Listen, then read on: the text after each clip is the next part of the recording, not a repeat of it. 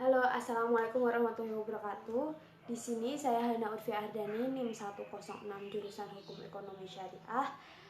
Dalam mata kuliah kewirausahaan, saya akan menjelaskan mengenai tentang BMC atau Business Model Canvas. Ini pengertiannya.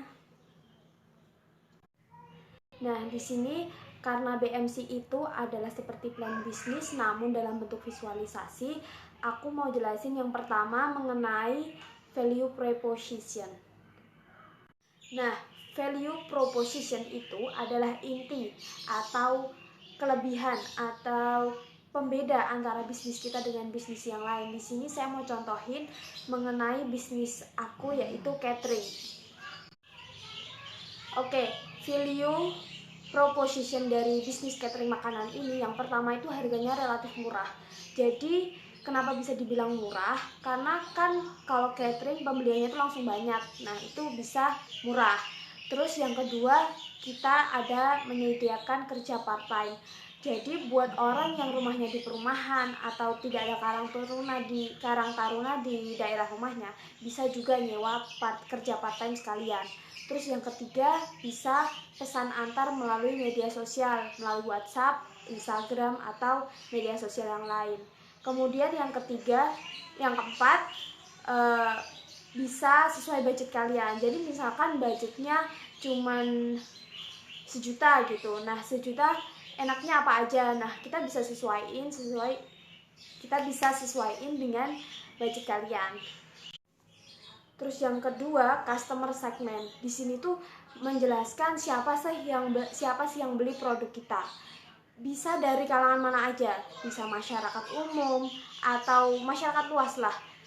Yang penting orangnya ini beli biasanya karena ada hajatan, pernikahan, pengajian, atau acara-acara yang lain. Oke, yang ketiga customer relationship. Di sini tuh relationship maksudnya biar customer bisa langganan terus, bukan hanya beli sekali, tapi bisa kecanduan, beli terus-terusan. Kalau ada acara pasti beli kayak gitu. Nah, gimana caranya? Yaitu kita itu ngasih diskon setiap pembelian tertentu. Terus pelayanannya juga ramah dan selanjutnya adalah channels. Maksudnya channels di sini itu gimana sih biar para customer atau pelanggan kita itu tahu tentang bisnis kita. Kita tuh jualan apa? Yang pertama bisa melalui media sosial. Media sosial bisa lewat WhatsApp, Instagram, dan yang lain. Kemudian yang kedua bisa lewat banner, bisa pasang banner di depan rumah. Misalkan kayak gitu. Terus yang ketiga bisa lewat kerjasama bareng WO, karena kan kuliner sama WO misalkan dekorasi atau apa itu bisa satu paket kayak gitu. Terus kemudian yang keempat bisa lewat brosur atau pamflet yang disebarin. Oke, selanjutnya kayak activities atau kegiatan sehari-hari untuk mencapai dari value proposition dari bisnis kita. Yang pertama adalah belanja bahan makanan, otomatis karena kita ada kuliner, ya kan? Terus kedua, mengolah masakan atau mengolah bahan makanan tadi menjadi masakan. Kemudian packing seperti misalkan snack di kardus atau nasi di kardus kayak gitu. Kemudian diantar ke tempat pesanan.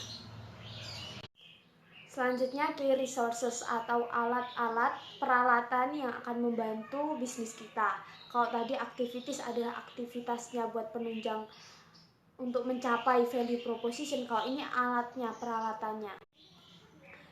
Nah, yang pertama itu segala jenis peralatan masak, mulai dari yang kecil kayak staples, sendok, garpu, dan yang lain, sampai yang gede kayak kompor, oven, kayak gitu. Kedua, bahan makanannya bisa mulai dari sayur, buah, dan segala macam.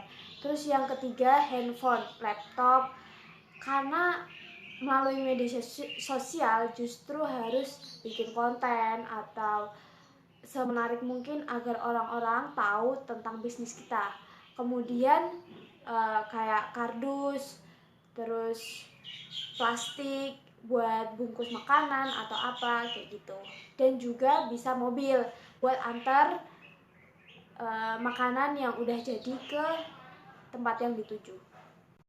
Selanjutnya key partners atau orang yang kerja sama kita. Nggak mungkin kita bisnis itu kerja sendiri, pasti nggak mungkin kan, pasti ada orang lain yang kerja sama kita.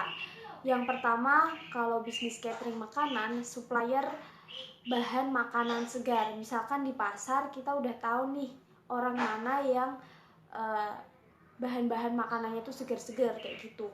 Kemudian yang kedua, supplier kardus, plastik. Karena kita belinya langsung banyak, otomatis biar diberi harga lebih murah kayak gitu oleh supplier. Kemudian yang ketiga yaitu pekerja part time atau full time. Kalau full time bisa yang masak-masak atau apa, misalkan kerja part time tuh bagian packing aja dan jaga stand misalkan kayak gitu. Terus wedding organizer seperti Oke, selanjutnya cost structure atau biaya pengeluaran yang kita butuhin untuk memulai bisnis ini. Yang pertama modal usaha, yang kedua gaji karyawan, yang ketiga transportasi, yang keempat biaya peralatan masak, terus biaya kebutuhan sehari-hari seperti listrik, air, kemudian biaya marketing. Ini penting banget, soalnya promosi itu adalah kunci buat penjualan, ya kan. Jadi otomatis biaya marketing itu biasanya tinggi. Kemudian yang terakhir itu revenue streams. Di sini yang dimaksud adalah pendapatan hasil penjualan kita itu dari mana aja sih melalui bisnis ini. Yang pertama itu bisa melalui penjualan hasil catering tentu saja. Kemudian yang kedua bisa melalui kardus bekas. Misalkan kita beli minyak 2 box, otomatis kan ada kardusnya tuh. Kardusnya itu bisa dijual kembali. Kemudian yang ketiga biasanya ada nih pembeli sisa bahan makanan, misalkan untuk pupuk kayak gitu, itu juga bisa dimanfaatin jadi pendapatan kita. Oke, itu tadi adalah penjelasan mengenai BMC atau Business Model Canvas yang saya contohkan dengan bisnis catering makanan. Buat kalian yang mau usaha atau bisnis bisa banget pakai model kayak gini biar bisa tahu kelebihan kekurangan dari bisnis kita yang akan pengen kita jalani itu. Oke, terima kasih.